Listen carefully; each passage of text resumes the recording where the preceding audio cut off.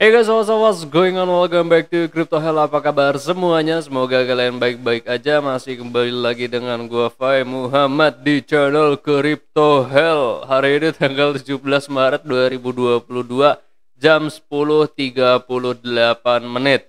Hari ini di Bogor hujan coy. Jadi mudah-mudahan teman-teman yang beraktivitas di luar rumah membawa jas hujan atau membawa payung ya guys. Kalau teman-teman yang pakai mobil mungkin ya harus ada atapnya ya guys, jangan yang kebuka kayak rich yang kemarin itu ya, entah teman-teman kehujanan. Nah hari ini kita akan melihat dulu ya pergerakan Bitcoin tuh gak tau gue. Melihat pergerakan Bitcoin dan juga kebijakan The Fed itu bagaimana semalam. Tapi sebelum itu gue ingin memperkenalkan teman-teman, ini adalah trading platform BingX favorit gue ya guys. Jadi buat teman-teman yang ingin support channel ini biar bisa lebih berkembang, teman-teman bisa daftar menggunakan link referral di deskripsi dan teman-teman bisa trading di sana. Teman-teman berhak mendapatkan rebate atau trading diskon sebanyak 20%. Ini hanya sampai dengan tanggal 20 Maret ya guys, jadi sisa 3 hari ini. Oke, semalam itu harga sempat kekocok gara-gara FOMC statement ya guys. Tapi alhamdulillah lah ya, analisa sinyal kita itu sukses. Nah, The Fed akhirnya menaikkan suku bunga untuk 25 basis poin menjadi 0,25 sampai dengan 0,5% untuk pertama kalinya sejak 2018. Dan mereka juga menyusun rencana agresif untuk menaikkan suku bunga pada tahun depan untuk membatasi kekhawatiran ancaman kenaikan inflasi yang tinggi akibat perang Ukraina-Rusia. Seperti kutipan dari Reuters ya guys, sebagian besar pembuatan kebijakan The Fed itu sekarang melihat tingkat bunga akan naik ke kisaran 1,75% sampai dengan 2% pada akhir tahun 2022. Setara dengan kenaikan suku bunga 25 basis poin pada masing-masing dari 6 pertemuan kebijakan The Fed yang tersisa tahun ini. Nah, mereka juga memproyeksikannya bunga The Fed akan naik menjadi 2,8% tahun depan. Di atas level proyeksi 2,4% yang menurut pejabat sekarang itu akan memperlambat ekonomi. Nah, Om Jerome Powell ini memang mengatakan semalam ekonomi AS kuat dan harus berkembang. Bahkan di lingkungan di mana biaya pinjaman meningkat dan stimulus dihilangkan. Ini jelas waktunya untuk menaikkan suku bunga dan mulai penyusutan neraca. Perlambatan ekonomi bagaimanapun mungkin sudah berlangsung ya guys. Pembuat kebijakan, The Fed menurunkan perkiraan pertumbuhan produk domestik bruto atau biasanya kita singkat PDB untuk 2022 ini memang menjadi 2,8 dari 4% yang diproyeksikan pada bulan Desember 2021 lalu. Karena saat itu memang The Fed mulai mengabaikan resiko baru yang dihadapi ekonomi global. Nah, cuma pada dasar yang terjadi, kebijakan ini memang biasanya akan berdampak buruk terhadap pergerakan harga Bitcoin. Namun semalam memang kocokan harga itu hanya menurun sampai dengan minus 3% ya dari harga 41 ribuan kemarin. Jadi memang kocokan mautnya itu tidak berdampak signifikan terhadap pergerakan harga Bitcoin atau pasar kripto. Justru kalau kita pelajari dari metrik exchange net flow, kemarin itu ada koin keluar dari exchanges sebanyak lebih dari 2000 Bitcoin. Nah, kalau kita pelajari dari sini, ternyata investor itu sekarang udah tidak terlalu tergoda terhadap sentimen negatif yang ada dari market barat dan investor justru cenderung holding. Nah, maka dari itu tekanan FUD sekarang itu nggak terlalu berpengaruh signifikan terhadap harga. Dan ya, setelah gua update pada video ini, gua memikirkan kembali bagaimana potensi harga Bitcoin. Maka dari itu gua update analisanya di grup Telegram berupa gambar. Guys, sorry ya kalau misalkan ada suara geledek karena di sini lagi hujan gede nih ya. Jadi kalau misalkan ada suara geledek gitu, gitu ya. Nah, kemarin gue itu update bahwa penurunan berpotensi ke harga 37.200 ini adalah skenario pertama. Nah, terus gue sempat long buy dulu karena potensi harga naik itu ke 39 sampai dengan ke 42. Nah, ini adalah entry gue kemarin. Opening price-nya 39 dan 39350 gue udah TP. Lalu realisasinya berarti harga bervalid ya, naiknya sampai dengan 4600 something. Nah, di sini gua memang expect bahwa harga itu menurun ke 39.700-an something, Fibonacci 1.13, 0,5 dan Fibonacci 0,6. Dan gue menerangkan bahwa di situ ada EMA 200 TF5M. Kalau mau coba untuk long buy disarankan pasang SL ketat, at least hitungannya SL-nya minus 40% dan 0,50% dari harga entry. Nah, kalau dari analisa semalam berarti sudah valid ya, kenaikan yang paling tinggi hari ini itu berarti 41.400. Setidaknya teman-teman sudah take profit. Kita akan lihat terlebih dahulu potensinya bagaimana kali ini.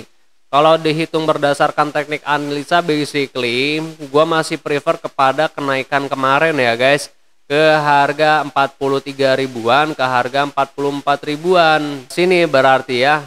Nah, 43.000 ke 44 ribuan. Sementara kita akan melihat terlebih dahulu beberapa skenario yang akan terjadi pada skala jangka pendeknya. Di sini Bitcoin itu kan memang sedang running flat ya. Tapi kalau kita hitung berdasarkan harmonic pattern, basically ini lagi corrective wave A, B, dan C.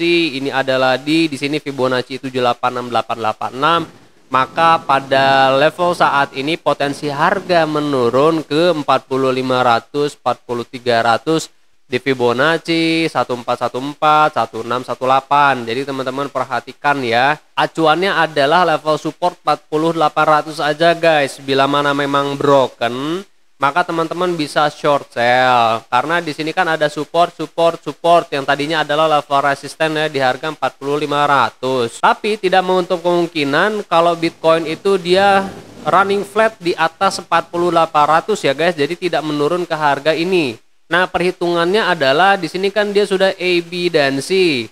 Maka kalau kita hitung berdasarkan B dan C, penurunan ini tuh udah selesai. Terhitung berarti ini adalah A, lalu di sini adalah B, maka di sini nanti ada C-nya. Teman-teman, caranya adalah tinggal tarik Fibonacci dari high yang ada di sini sampai dengan low-nya. Kalau untuk sementara waktu kan low-nya ada di sini ya, bukan yang di sini. Kalau nanti ada yang baru, berarti teman-teman tinggal tarik lah ya, atau mungkin gagal. Sebenarnya yang valid adalah dari sini sampai dengan sini. Kalau ternyata menurun lebih drastis ya berarti udah invalid, udah gagal. Invalid lagi, udah gagal maksud gua. Setelah itu baru teman-teman bisa keluarkan template ke eksternal Fibonacci 1618, 1414, 1272, 1313, 1.13 maksud gua. Maka dari itu kalau dihitung kan barusan A, B ini adalah A dari menit time frame, ini adalah B, lalu di sini adalah C. Gitu ya. Jadi ekspektasi gue basically seperti ini gitu. Nah, kalau harga naik ke sini, maka besar kemungkinannya skenario kita ke harga 44 ribuan, 43 ribuan ini valid. Karena memang target price dari minggu lalu kita masih memfokuskan ke harga 43, 44 ribuan. Biar bisa reclaim ke harga 50 ribuan. Kalau ke 39.400 ini adalah worst case of skenario. Kalau gue pribadi sebenarnya tidak mengharapkan harga menurun ke sini. Cuma kalau berdasarkan perhitungan bila mana tidak running flat di atas harga 40 ribuan, maka penurunan ke 39.400. Dan kalau untuk Ethereum sendiri basically berdasarkan analisa yang kita sudah buat beberapa waktu lalu, gue masih menerangkan dan juga dari analisa live semalam, gue menerangkan bahwa kenaikan harga itu mencapai ke 2918. Jadi teman-teman yang sudah entry di sini setidaknya sudah harus maintain stop loss plus ya guys, di kisaran harganya 2674 lah. Karena ini adalah area testing dari Ethereum untuk reclaim ke harga 2918. Kalau berdasarkan perhitungan dari Gartley pattern atau dari BET, kenaikan itu 2918, 2978 dari harga 2515, 2483. Nah, barusan kan ada analisa worst case skenario dari Bitcoin kan ya. Maka dari itu teman-teman bisa tarik Fibonacci dari low sampai dengan high. Anggaplah di sini ntar harganya terkoreksi gitu ya. Karena terakhir high-nya di sini. Basically sekarang bener lagi testing nih guys. Jadi potensinya memang harga bergerak naiknya ke 29 ribuan something. 29 ribu ke harga 2900. Teman-teman bisa tarik nih Fibonacci 886, 786. Maka ini adalah entry point-nya. Ya balik lagi ke level support barusan. Ini penurunannya ke sini berarti ya. Nanti tinggal kita lihat aja. Mudah-mudahan sih nggak broken kalau memang harga menurun ya. Mudah-mudahan sih nggak broken. Kalau broken baru nanti kita akan analisakan lagi penurunan harganya berapa. Karena kalau broken dari 25 penurunannya lumayan drastis nih. Ya, di sini yang kita harapkan berarti Bitcoin dominance itu menurun ya guys, agar beberapa altcoin dengan low market cap atau altcoin ya kita bisa sebut harganya bisa bergerak naik dan ikut alt season jadi masuknya ya. Nah, ekspektasi gua menurun Bitcoin dominance itu ke 41,85%. Kalau kita lihat berdasarkan chart pattern di sini kan ya seperti membentuk bearish pennant gitu ya atau triple top. Kalau berdasarkan corrective waves ya ini adalah bearish bed karena dia triple top. Kalau bearish bednya berarti penurunan sampai dengan ini 42,97% gitu.